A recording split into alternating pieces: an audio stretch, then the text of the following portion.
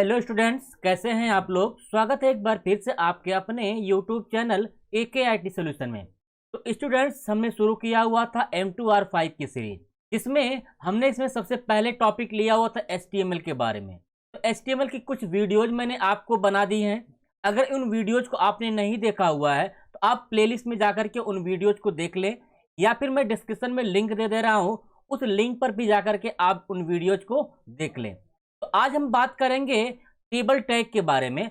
अगर आपको किसी भी पर्टिकुलर चीज में टेबल क्रिएट करना है, टेबल में कुछ डिफाइन करना है, तो इसके लिए आप टेबल बना सकते हैं। तो चलिए शुरू कर लेते हैं आज का ये वीडियो। तो स्टूडेंट्स, अगर आप यहाँ पे देखें अपने कंटेंट में, तो टेबल में मैंने कई प्रॉपर्टीज को रखा हुआ है, जैसे टेबल का बॉर्डर देना, टेबल की हाइट, टेबल का विड्थ और उसका कलर, यहाँ पे alignment, cell padding, cell spacing, background, BG colour, frame, rules, caption, colgroup और कॉल के बारे में। तो इतना मैंने आपको टेबल की प्रॉपर्टी में रखा हुआ है। अलग अलग डिफरेंट टाइप्स के टैग वगैरह को मैंने यूज किया हुआ है। तो चलिए शुरू कर लेते हैं आज जो है आपका ये ट्यूटोरियल। तो सबसे पहले आपको अपना कोई एक टेक्स्ट एडिटर ओपन कर लेना होगा। तो मेरे इस कंप्यूटर में मैंने नोटपैड++ आपको डाउनलोड करवाया हुआ था, उसी पे हम लोग प्रैक्टिकल डेली कर रहे थे। तो मैं यहाँ पे नोटपैड++ को ओपन कर लिया हूँ। यहाँ पे पिछली क्लास में मैंने आपको एंकर टैग के बारे में बताया हुआ था। तो हम क्या कर लेते हैं, एक नया पेज यहाँ पे ले लेते हैं। यहाँ पे हमको टाइप करना है HTML, इसके बाद हमको टाइप करना है हेड, इसके बाद हमको टाइप करना है टाइटल। इस टाइटल में हम लोग क्या करते हैं, कोई टाइटल का नाम देते हैं। तो मैंने यहाँ पे टाइटल का नाम दिया कि टेबल टैग। इसके बाद यहाँ पे टाइटल को आपको क्लोज कर देनी है। इसके बाद आपको यहाँ पे हेड को भी क्लोज कर देना है। इसके बाद जो है आप यहाँ पे शुरू करेंगे अपना टेबल का टैग। हमने टेबल लगा दिया है और इसको हम सेव कर लेते हैं। पहले सेव कर लेते हैं। सेव करने के बाद इसको किस नाम से सेव करना है, तो यहाँ पे मैंने नाम डिफाइन कर दिया कि इसको हम टेबल के नाम से सेव कर रहे हैं। साथ ही साथ उसका मैंने एक्सटेंशन नेम भी दे दिया .html। सेव पे क्लिक करेंगे तो ये हमारी फाइल जो होगी टेबल नाम से क्या हो चुकी है, सेव हो चुकी है। अब यहाँ पे हमको क्या करना है, अगर आपको टेबल क्रिएट करनी है तो आपको ध्यान देना क्या है कि अगर आपने टेबल देखा हुआ होगा तो टेबल में ऐसे बने होते हैं, कॉलम होते हैं, और ऐसे जो होती हैं क्या होती हैं, रो होती हैं। तो इसको आप रो बोलते हो, ये जो बने होते हैं। और ये एक एक जो खाने होते हैं, ठीक है, मैं इसको दूसरे कलर से कर दे रहा हूँ। तो ये जो आप देख रहे हो कि एक एक खाने बने हुए हैं, इसको सेल कहते हैं। ठीक है, तो इन सेल को आपको क्रिएट करना है। इन्हीं सेल में आप कोई ना कोई कंटेंट लिखते हो, जो भी आपका लिखा हुआ होता है। तो यहाँ पे अगर आप बात करें अपने टेबल के कंटेंट को क्रिएट करने के लिए, तो अगर आपको यहाँ पे कुछ लिखना है तो सबसे पहले आप कहाँ पे लिखोगे, रो में लिखोगे। तो रो में लिखने के लिए यहाँ पे टेबल में एक टैग यूज किया जाता है TR टैग का। इसके बाद अगर आप इस रो में देखें तो ये भी रो है आपकी, ये भी रो है आपकी, और ये भी रो है आपकी। अब उस रो में आपको क्या लिखना है, तो रो में आप या तो हेडिंग लिख सकते हैं या तो उसका डेटा लिख सकते हैं। तो जब भी टेबल शुरू होती है या टेबल के ऊपर हम लोग कुछ लिखते हैं, यहाँ पे पहली वाली रो में, तो हम लोग कोई ना कोई एक हेडिंग ही लिखते हैं। तो अगर आपको हेडिंग लिखनी है तो आपको इसके लिए TH टैग का यूज करना पड़ेगा। अगर आप इसमें कोई कंटेंट लिखते हो उसके नीचे हेडिंग के, तो इसके लिए आपको TD टैग का यूज करना पड़ता है। ठीक है, तो आप ये तीन बातें आप समझ जाइए कि अगर आपको TR यानी रो में यूज करना है तो TR करना होगा। अब उस रो में आप हेडिंग यूज करेंगे तो TH यूज करेंगे। अगर उस रो में आपको डेटा यूज करना होगा तो TD का यूज करेंगे। तो सबसे पहले हम यहाँ पे एक TR को क्रिएट कर लेते हैं, क्योंकि हम जो भी लिखेंगे, चाहे हेडिंग लिखें चाहे आप कोई कंटेंट लिखें, तो एक रो में ही आप लिखोगे। तो TR को मैंने लगा दिया। इसके बाद मैं सबसे ऊपर एक हेडिंग ही बनाना चाहता हूं, तो मैंने एक हेडिंग बना दिया सीरियल नंबर के नाम से। इसके बाद TH को क्लोज कर दिया। अब क्या होगा, अगर मैं आपको इसको सेव करके और ब्राउजर को ओपन करके आपको दिखाऊं, तो जैसे अभी आप ब्राउजर ओपन करेंगे तो यहाँ पे देखिए एक सीरियल नंबर का क्या हो चुका है, कंटेंट यहाँ पे आ चुका है। ठीक है, उसी तरीके से आपको जितने भी कंटेंट आपको बनाने हैं, जितने भी सेल बनाने हैं, यहाँ से आप क्रिएट कर सकते हो। जैसे मान लीजिए यहाँ पे सीरियल नंबर के बाद मैंने बना दिया कि नेम, TH को क्लोज कर दिया। इसके बाद फिर से मैंने TH लगाया अगले सेल के लिए, अगले हेडिंग वगैरह के लिए। तो मैंने यहाँ पे दे दिया उसका कोर्स का नाम क्या है, स्टूडेंट्स का। इसके बाद फिर से मैंने TH दे दिया। इसके बाद यहाँ पे मैंने दिया उसका एड्रेस क्या है, TH को क्लोज किया। अगर आप यहाँ पे देखें, मैं सेव करके जा रहा हूँ वापस, तो ये देखें आपका हेडिंग क्या होती है, बनती चली जा रही है। उसी तरीके से आपको जितनी भी हेडिंग बनानी है आप टीएच के माध्यम से क्या कर सकते हैं, बना सकते हैं। मैंने दिया पिन कोड क्या है उस स्टूडेंट्स का। इसके बाद मान लीजिए हमको यहाँ पे कुछ मोबाइल नंबर वगैरह अगर फीड करना है, तो मोबाइल नंबर का भी मैंने यहाँ पे क्या कर दिया, एक कॉलम यहाँ पे क्रिएट कर दिया, एक हेडिंग जो है क्रिएट कर दिया। तो इस तरीके से आप क्या कर सकते हैं, एक हेडिंग क्रिएट कर सकते हैं एक रो में। तो ये तो हो गई आपकी एक रो। उसी तरीके से अगर आपको इसमें से जो भी आपने हेडिंग लिखा हुआ है, उस हेडिंग का अगर आपको कंटेंट लिखना है, तो इसके लिए आपको टीडी का यूज करना पड़ेगा। तो वो जो टीडी आप लिखोगे, या अगर आप यहाँ पे ध्यान दें, तो जो भी आप मैटर लिखोगे ये आप नीचे लिखोगे, इस लाइन के नीचे लिखोगे। अर्थात ये वाली जो रो थी वो रो समाप्त हो चुकी है। अब अगला जो भी आप मैटर लिखोगे वो अगले रो में लिखोगे। अब क्या करना है आपको, यहाँ पे आप इस रो को यहीं पे क्लोज कर देंगे कि जो भी आपने हेडिंग की रो बनाई हुई है ये आपकी रो क्लोज हो गई। अब आपको कुछ कंटेंट लिखना है तो अगले रो में लिखना, तो इसके लिए आप क्या करेंगे, एक नया रो ले लेंगे। इसके बाद यहाँ पे टीडी का यूज करेंगे। जैसे टीडी मैंने लिखा, अब यहाँ पे आपको ध्यान क्या देना है, इसका सीक्वेंस, जिस भी सीक्वेंस में आपने हेडिंग बनाई हुई है उसी सीक्वेंस में उसका डेटा भी लिखना है। ऐसा नहीं है कि अगर आपने सबसे ऊपर सीरियल नंबर बनाया है और आप उसमें सबसे ऊपर अमन दोगे, यानी किसी का नाम दोगे, तो वो सीरियल नंबर के नीचे आएगा ही। इसीलिए आपको क्या देना होगा, सीक्वेंस का ध्यान रखना होगा। तो मैंने यहाँ पे 1 दे दिया सीरियल नंबर में। इसके बाद टीडी को क्लोज कर दिया, फिर से टीडी लगाया मैंने। इसके बाद यहाँ पे फिर से टीडी को क्लोज कर दिया। इसके बाद दूसरा मैंने हेडिंग दिया है कोर्स के बारे में, तो मैंने यहाँ पे कोर्स दे दिया, उसका CCC, फिर टीडी लगाया। उसका एड्रेस पूछ रहा है, तो उसका एड्रेस जो भी है आपका वो एड्रेस मैंने टाइप कर दिया।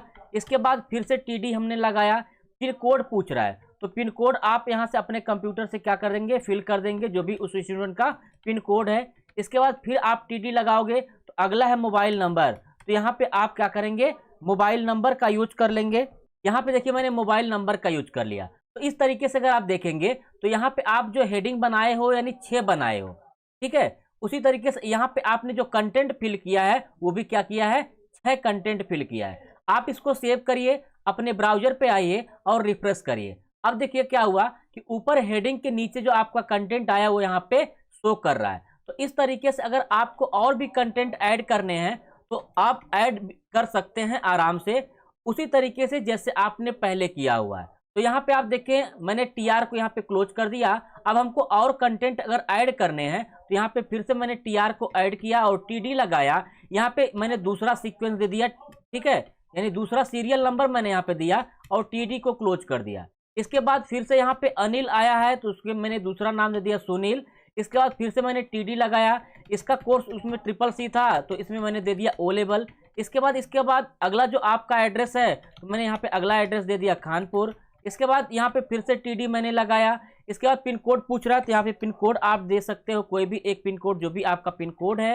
इसके बाद फिर से यहाँ पे देखिए अगली हेडिंग उसमें आई हुई है आपकी मोबाइल नंबर की, तो यहाँ पे आप जो है मोबाइल नंबर यहाँ से फिल कर सकते हैं उन स्टूडेंट्स वगैरह का जिनका भी डिटेल आपको यहाँ पे रखना है। इसके बाद फिर से मैंने टीडी को क्लोज कर दिया और सेव करके आते हैं, यहाँ पे रिफ्रेश करते हैं। ये देखिए आपके ब्राउजर में क्या हो रहा है, जितना भी आप यहाँ पे कंटेंट लिखने जा रहे हैं उन कंटेंट की डिटेल यहाँ पे आपकी शो होती जा रही है। इस तरीके से आपको जितना भी कंटेंट क्रिएट करने हैं क्रिएट कर सकते हैं। तो यहाँ पे मैंने फिर से क्या कर दिया, टीआर को क्लोज कर दिया। अब अगर आप चाहते हो कि इसी तरीके से कई हो तो इसके लिए मैं क्या करता हूँ, थोड़ा सा जल्दी करने के लिए मैं इसी को कॉपी पेस्ट कर लेता हूँ। यहाँ पे मैंने नंबर केवल चेंज कर दिया और कंटेंट वगैरह वही रख लेता हूँ। फिर से कॉपी पेस्ट करते हैं और यहाँ पे नंबर मैंने चेंज करके 4 कर दिया, ठीक है। अब अपने ब्राउजर में आते हैं और रिफ्रेश करते हैं। तो ये देखिए आपने इस तरीके से क्या कर लिया कि टेबल में आपने बना लिया जो भी कंटेंट आप बनाए थे हेडिंग के वाइज। अब क्या करना है आपको, अगर आप यहाँ पे देखेंगे तो ये जो आपको दिया गया वो लग नहीं रहा कि एक टेबल है, क्योंकि बॉर्डर वगैरह होता ऐसे बने हुए होते तब जब आपको लगता कि हाँ एक टेबल इस तरीके से बना हुआ होता। तो आपको क्या करना होगा, टेबल की प्रॉपर्टीज पढ़नी होगी। जो मैंने आपको शुरुआत में अलग अलग प्रॉपर्टीज दिखाई थी उन प्रॉपर्टीज का यूज आपको करना है। तो सबसे पहले हम क्या कर लेते हैं, यहाँ पे टेबल में जाते हैं और टेबल में सबसे पहली प्रॉपर्टी है उसका बॉर्डर की। आपको बॉर्डर कितना मोटा चाहिए देना, तो आप यहाँ से दे सकते हो कि 2 पॉइंट वगैरह, आप रिफ्रेश करिए पेज को, यहाँ पे आकर के सेव करके रिफ्रेश करिए। जैसे ही रिफ्रेश करेंगे देखिए यहाँ पे चारों तरफ से क्या आ चुका है, बॉर्डर आ चुका है। उसी तरीके से अगर मैं चाहता हूं कि इनका बॉर्डर का कलर चेंज कर दूं तो मैं यहाँ पे अगली प्रॉपर्टी लगाऊंगा, इसका अगला एट्रीब्यूट बॉर्डर का कलर रेड। फिर से आएंगे ब्राउजर में और रिफ्रेश करेंगे। जैसे आपने रिफ्रेश किया तो यहाँ पे देखिए क्या हो गया, कलर चेंज हो गया। ठीक है, नेक्स्ट अगला इसमें है अलाइनमेंट का। अगर आप चाहते हो कि ये टेबल हमारी राइट साइड में चली जाए तो इसके लिए आप इसका अलाइनमेंट यूज कर सकते हो, अलाइन राइट। सेव करेंगे और आएंगे यहाँ पे देखिए आपकी टेबल कहाँ चली गई है, राइट में। उसी तरीके से अगर मुझको टेबल को सेंटर में देना है मैं यहीं पे क्या करूँगा, सेंटर पे क्लिक करूँगा। तो यहाँ पे मैंने सेंटर की वैल्यू पास कर दी है। अब यहाँ पे रिफ्रेश करेंगे तो देखिए मेरी टेबल कहाँ आ चुकी है, सेंटर में। नेक्स्ट इसका अगला जो एट्रीब्यूट होता है वो हाइट और विड्थ का होता है। अगर आप टेबल देखें तो इतनी बड़ी आपको दिख रही है, इसमें हमको हाइट और विड्थ ऐड करना है। तो इसके लिए क्या करेंगे, यहाँ पे लगाएंगे HEIGST। HEIGST लगाने के बाद मैंने यहाँ पे दे दिया टेबल को 60%। अब हम रिफ्रेश करके आते हैं यहाँ पे पेज को, देखिए आपकी हाइट क्या हो चुकी है, बढ़ चुकी है टेबल की। उसी तरीके से मुझको इसकी विड्थ बढ़ानी है, तो विड्थ बढ़ाने के लिए भी हम क्या करेंगे, WIDTH इक्वल यहाँ पे विड्थ को पास कर देंगे, जो भी आप विड्थ जितना चाहते हो। तो मैंने इसकी भी विड्थ दे दिया 60% और यहाँ से क्या करेंगे, रिफ्रेश करेंगे। जैसे ही रिफ्रेश करेंगे देखिए इस टेबल की चौड़ाई भी क्या हो चुकी है, बढ़ चुकी है। ठीक है, तो इस तरीके से हम लोग हाइट और विड्थ प्रॉपर्टी का यूज कर सकते हैं। नेक्स्ट हम लोग इसके अगला एट्रीब्यूट पढ़ेंगे, सेल स्पेसिंग। तो सेल स्पेसिंग क्या होती है, तो अगर आप यहाँ पे देखें, मैं इसको जूम कर रहा हूँ, तो इन दोनों सेलों के बीच में या इन दोनों सेलों के बीच में या इन दोनों सेलों के बीच में किसी भी सेल में अगर आप देखेंगे तो सेलों के बीच में आपको मिलेगा कि कुछ स्पेस दिए गए हैं। तो उन स्पेस को अगर हमको बढ़ाना है या इन स्पेस को समाप्त कर देना है, पूरा सटा सटा हुआ आए हर एक सेल, तो इसके लिए हमको क्या करना पड़ेगा, सेल स्पेसिंग का यूज करना पड़ेगा। तो हम चलते हैं अपने कोडिंग में और यहाँ पे लगा देते हैं सेल स्पेसिंग का वैल्यू। तो मैंने सेल स्पेसिंग लगाया, इक्वल लगाया। अब आपको जितना स्पेस देना है, जैसे मैंने यहाँ पे 10 अगर पास कर दिया है और व्यू देखें अगर आप यहाँ से रिफ्रेश करके, तो अब देखिए सेलों के बीच में क्या हो गया है, ज्यादा गैप हो चुका है। किसी भी सेल में अगर आप देखेंगे एक दूसरे के बीच में तो इनमें ज्यादा गैप हो चुका है। ठीक है, तो इस तरीके से आप क्या कर सकते हैं, सेल स्पेसिंग का यूज कर सकते हैं। अगर आप चाहते हैं कि ये सेल जो है पूरा सटे सटे हुए आए, इनके बीच में कोई भी स्पेस ना हो, तो इसके लिए आप इसी कोडिंग में सेल स्पेसिंग की जगह क्या कर देंगे, 0 को पास कर देंगे और यहाँ से जैसे ही रिफ्रेश करेंगे तो देखिए अब आपको लग रहा है कि आपकी ये टेबल बन चुकी। ठीक, नेक्स्ट इसकी अगली जो प्रॉपर्टी है या अगला एट्रीब्यूट जो है वो है सेल पैडिंग का। तो सेल पैडिंग का काम क्या होता है, तो सेल पैडिंग जो होता है वो आपके टेक्स्ट और बॉर्डर के बीच की डिस्टेंस को डिफाइन करता है। जैसे अगर आप देखें यहाँ पे, तो ये जो टेक्स्ट आपने लिखा हुआ इस बॉर्डर से पूरा सटा हुआ है। कोई भी टेक्स्ट आप देखेंगे तो वह टेक्स्ट जो है बॉर्डर से पूरा क्या है, सटा हुआ आ रहा है। तो मैं चाहता हूं उन टेक्स्ट के बीच में क्या हो जाए, दूरी हो जाए। जैसे अगर आप यहाँ पे देखें तो यह टेक्स्ट और बॉर्डर से बहुत दूर है, पूरा सटा हुआ नहीं है। यहाँ पे भी आप देखेंगे यह टेक्स्ट बॉर्डर से बहुत दूर है, जबकि इसी के नीचे अगर आप देखेंगे तो वो सब क्या हुए, सटे हुए आ रहे हैं।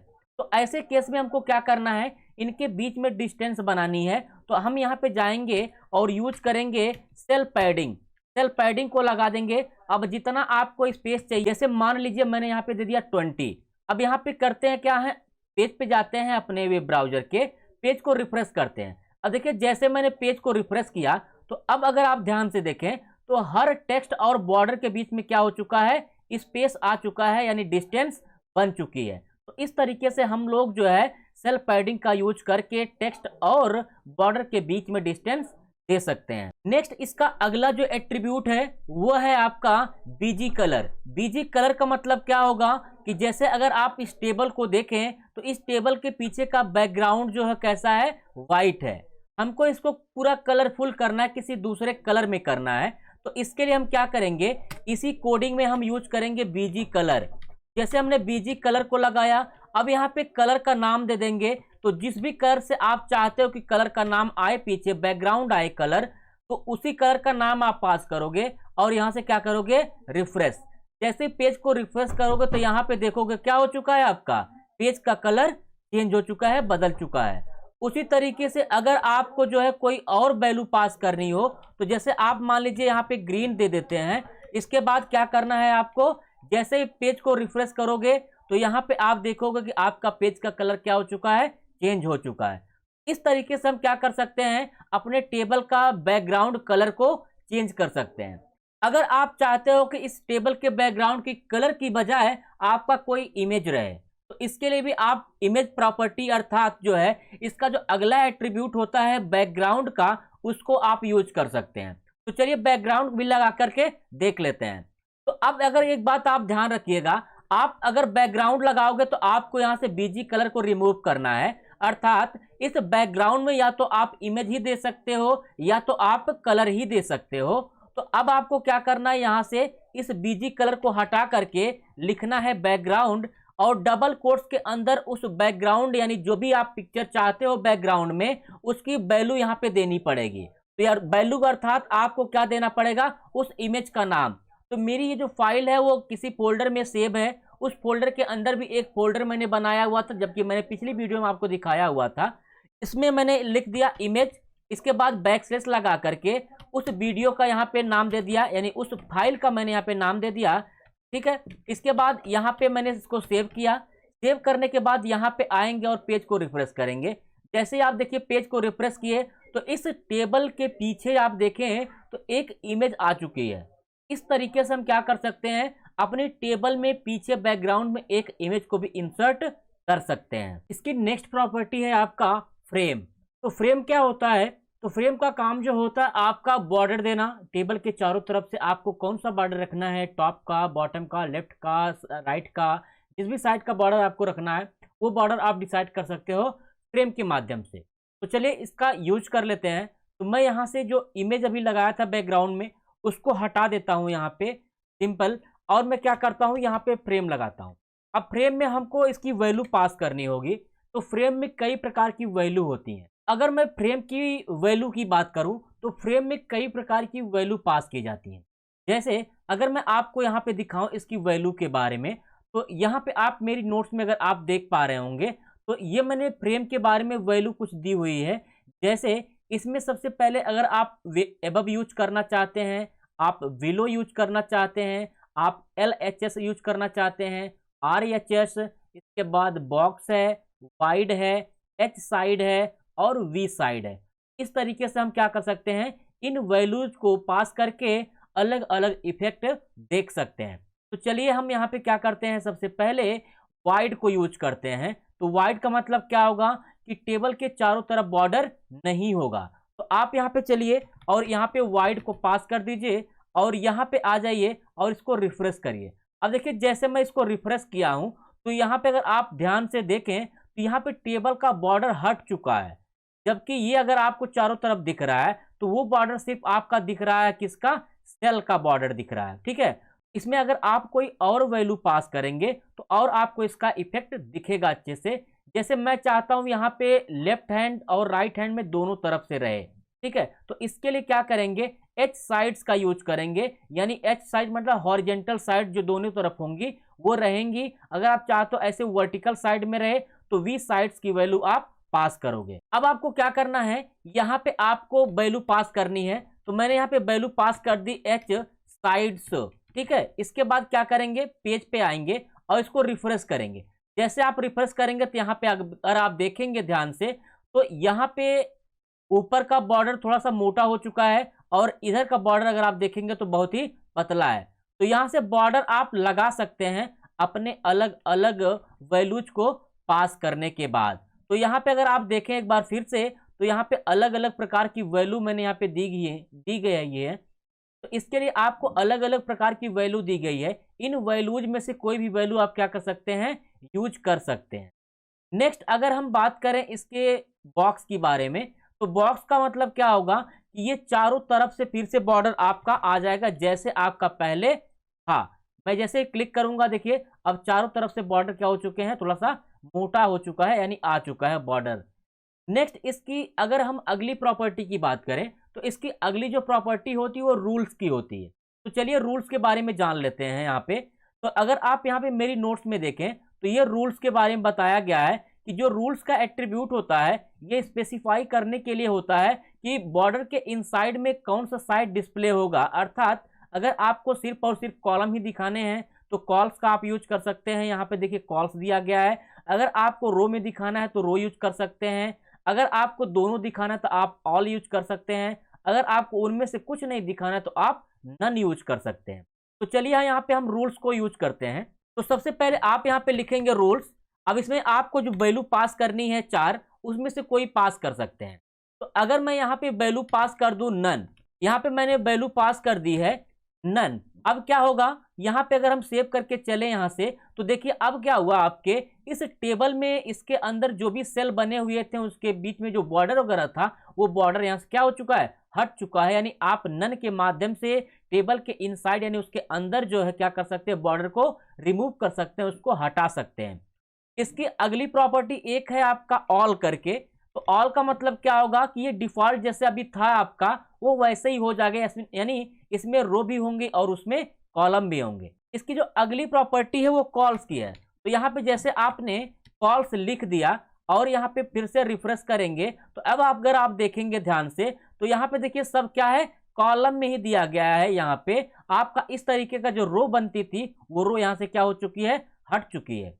उसी तरीके से अगर आप चाहते हो कि ये वैल्यू रोज में दिखे यानी आपका जो डेटा वो रो में दिखे तो यहाँ पे कॉल्स की जगह पे आप क्या यूज करेंगे, रोज यूज करेंगे और आप आएंगे पेज पे, रिफ्रेश करेंगे। अब देखिए आपकी वैल्यू कैसी हो चुकी है, रो में आ चुकी। ठीक है, तो इस तरीके से हम जो है फ्रेम और रूल्स का यूज करके अलग अलग टाइप्स की टेबल्स वगैरह को क्रिएट कर सकते हैं। नेक्स्ट इसका अगला जो एट्रीब्यूट है वो है आपका कैप्शन का। तो कैप्शन जो आपका एट्रीब्यूट होता है वो टेबल के अंदर नहीं लगता है बल्कि वो टेबल के बाहर लगता है। तो कैप्शन का जो यूज किया जाता है वो किया जाता है कैप्शन यानी टेबल की हेडिंग्स वगैरह के लिए। जैसे मैंने यहाँ पे दे दिया कि स्टूडेंट्स डिटेल्स, एक हेडिंग मैंने बना दी कैप्शन में स्टूडेंट डिटेल्स और कैप्शन को मैंने बंद कर दिया। अगर पेज पे आएंगे और रिफ्रेश करेंगे तो यहाँ पे आप ऊपर देखेंगे इस टेबल का आपका एक तरह से हेडिंग बन चुकी है, एक हेडर बन चुका है कि ये टेबल जो है किस पर्पज के लिए ली गई है। अब यहाँ पे इसकी वैल्यू आप पास कर सकते हो कि अगर आपको इसको ऊपर दिखाना है तो टॉप लगा सकते हो, अगर आपको इसको नीचे दिखाना है तो आप बॉटम लगा सकते हो। तो इसी में आप एक अलाइन वैल्यू पास कर सकते हैं। अगर आपको टॉप दिखाना, चूंकि टॉप डिफॉल्ट ही होता है तो आप टॉप ना लगा करके क्या लगाएं, बॉटम लगाएं। अब जैसे ही बॉटम लगाकर रिफ्रेश करेंगे, अब अगर आप ध्यान से देखेंगे तो यहाँ पे जो स्टूडेंट्स डिटेल लिखी गई है वो आपका नीचे आ चुका है। उसी तरीके से अगर आपको ऊपर भेजना है तो यहाँ पे आप ऊपर जो है क्या कर लेंगे, टॉप यहाँ पे लगा देंगे जहां पे आपने बॉटम लगाया हुआ है। नेक्स्ट इसकी अगली जो प्रॉपर्टी है वो कॉल और कॉल ग्रुप की है। तो कॉल और कॉल ग्रुप का जो काम होता है वो होता है कॉलम्स को अलग अलग डिफाइन करके उनका ग्रुप बना करके उनको स्टाइल प्रदान करना। जैसे एग्जाम्पल, तो अगर आप यहाँ पे देखें अभी ये रो में है तो मैं इसको नॉर्मल कर दे रहा हूं जैसे हमारी टेबल्स होती हैं। तो इसके लिए क्या करना होगा, यहाँ पे जो आपने रो लिखा है इसकी जगह पे लिख देंगे ऑल और इसको रिफ्रेश करेंगे। ये देखिए नॉर्मल जैसे थी वैसे हो चुकी। अब मैं चाहता हूं इस कॉलम का कलर कुछ और हो जाए, इस कॉलम का कलर कुछ और हो जाए, इन दोनों का कलर कुछ और हो जाए, इन तीनों का कलर कुछ और हो जाए। तो ऐसे हम पर्टिकुलर किसी कॉलम का कलर चेंज करना चाहते हैं तो इसके लिए हम क्या यूज करेंगे, कॉल ग्रुप प्रॉपर्टी का यूज करेंगे। अब हम चलेंगे यहाँ पे सबसे पहले अपने कोडिंग में। अब कोडिंग में जाने के बाद आपको लगाना है कॉल ग्रुप। अब जैसे ही कॉल ग्रुप लगाएंगे तो कॉल ग्रुप को आपको क्लोज भी करना होगा। तो मैंने यहाँ पे कॉल ग्रुप को क्लोज भी कर दिया है। इसके बाद यहाँ पे आपको प्रॉपर्टी लगानी है कॉल की। आपने यहाँ पे लगाया कॉल। इसके बाद क्या करना है, इस कॉल में दो वैल्यू पास की जाती है, अर्थात इसके दो एट्रीब्यूट होते हैं। पहला एट्रीब्यूट होता है आपका स्पैन और दूसरा एट्रीब्यूट होता है आपका स्टाइल। जैसे एग्जांपल यहाँ पे मैंने लगाया स्पैन। स्पैन क्या करता है, वह कॉलम के ग्रुप को डिफाइन करता है, अर्थात नंबर ऑफ कॉलम को डिफाइन करता है कि आपने कितना कॉलम का ग्रुप बनाया है। जैसे एग्जांपल मेरे इस केस में अगर मैंने दे दिया कि मेरा जो कॉलम बन रहा है वो दो कॉलमों का एक ग्रुप बन रहा है, तो इसमें होगा क्या कि जब भी आप यहाँ पे देखेंगे तो ये आपका जो दो कॉलम होगा उसका एक अलग ग्रुप बन जाएगा। ठीक है, एक साथ वो आ जाएंगे। अब अगर उसकी जो प्रॉपर्टी दूसरी आप यूज करेंगे कौन सी, स्टाइल की, तो स्टाइल जो आपकी प्रॉपर्टी होती है आपका CSS की प्रॉपर्टी है। तो यहाँ पे आप लगाओगे बैकग्राउंड कलर। बैकग्राउंड कलर जैसे ही लगाएंगे अब आपको देना होगा उस कलर का नाम। तो मैंने इसमें दे दिया ग्रीन। जैसे मैंने ग्रीन पास कर दिया और यहाँ पे फिर से रिफ्रेश करने जाएंगे पेज को, तो यहाँ पे देखिए क्या हुआ। यहाँ पे आप देखिए कैसा हुआ कि आपका दोनों आपका कॉलम कैसा हो चुका है, कलर हो चुका है। उसी तरीके से अगर मुझको इसमें सिर्फ एक कॉलम को ग्रुप बनाना है, यानी एक कॉलम को स्टाइलिश देना है, तो इसके लिए क्या करेंगे, एक बार फिर से यहाँ से इसी कॉल को कॉपी कर लेंगे। कॉपी करने के बाद यहाँ से क्या करेंगे, पेस्ट करेंगे। इस बार जो आप यहाँ पे कॉल बनाओगे वो सिर्फ एक बनाओगे, क्योंकि आपने दो पहले ही बना लिया है। इसके बाद अगर आप फिर से दो बनाएंगे तो दो कॉलम ले लेगा। अगर आपको एक कॉलम को करना तो एक कॉलम लेंगे। इसके बाद यहाँ पे इसकी जो वैल्यू मैंने दे दिया वो दे दिया ब्लू। अब हम फिर से अगर इसमें रिफ्रेश करें तो ये देखिए इसका कलर कुछ और हो चुका है। उसी तरीके से अगर मुझको इन तीनों को एक साथ करना है या एक एक को करना है तो एक एक को कर लेंगे। अगर दो दो को करना है उसी तरीके से दो दो को कर लेंगे, जैसे मैंने इसमें किया है। अगर आपको एक साथ तीन करने हैं तो क्या करेंगे, तो अब आपको क्या करना है, इस रो को फिर से कॉपी करना है। तो अगर आप कॉपी करना चाहते तो कॉपी कर सकते हैं, या फिर इसी लाइन को डुप्लीकेट करना चाहते हो तो डुप्लीकेट करने की शॉर्टकट की भी है नोटपैड प्लस प्लस में, कंट्रोल डी। देखिए जैसे मैंने कंट्रोल डी प्रेस किया तो यहाँ पे यही लाइन क्या हो चुकी थी, कॉपी हो चुकी थी। इस बार हमको यहाँ पे स्पैन में क्या देना है कि स्पैन में हम यहाँ पे दे दिए 3। अब की बार क्या होगा कि आपके जो तीनों कॉलम बचे हुए थे उनका कलर हो जाएगा, और कलर कैसा होगा ये आप यहाँ पे डिसाइड कर सकते हैं। तो मैंने यहाँ पे दे दिया कलर का नाम क्या, पिंक। अब सेव करके आते हैं, यहाँ पे रिफ्रेश करते हैं तो देखिए यहाँ पे इस तीनों कलर का नाम क्या हो चुका है, बैकग्राउंड में चेंज हो चुका है, यानी तीनों कॉलम का कलर बदल चुका है। तो इस तरीके से हम कॉल प्रॉपर्टी का यूज करके अलग अलग वैल्यू पास करके यहाँ पे अलग अलग कॉलम को यहाँ पे डिफाइन कर सकते हैं। नेक्स्ट इसकी एक और प्रॉपर्टी होती है कॉल ग्रुप की। अगर आप यहाँ पे देखें तो मैंने जो भी स्टाइल जो भी स्पैन लगाए हुए हैं वो सिर्फ और सिर्फ कॉल के माध्यम से लगाए हैं। उसी तरीके से अगर आप चाहते हो कि ये सारी चीजें कॉल ग्रुप के में चली जाएं तो ये भी आप कर सकते हो। तो इसके लिए आपको क्या करना होगा, मैं यहाँ से सारी लाइन ये मिटा देता हूँ और यहाँ पे मैं क्या करता हूँ, इसको कट कर लेता हूँ। कट करने के बाद यहाँ पे कॉल ग्रुप में आएंगे। इसको मिटाने के बाद कॉल ग्रुप में भी अब आपको वही काम करने हैं जो काम आपने कॉल में किया था। तो मैंने यहाँ पे स्पैन 2 ले लिया और उसका बैकग्राउंड कलर ग्रीन रख दिया। यहाँ से जैसे ही रिफ्रेश करेंगे अब देखिए इसका कलर क्या है, ग्रीन ही है। उसी तरीके से फिर से अगर आपको काम करने हैं इस पे तो आप फिर से कॉपी करोगे और इसको पेस्ट करोगे। इसमें कितने आपको ग्रुप बनाने हैं तो मैंने इस बार ले लिया 3 और इसमें मैंने कलर रख दिया सियान।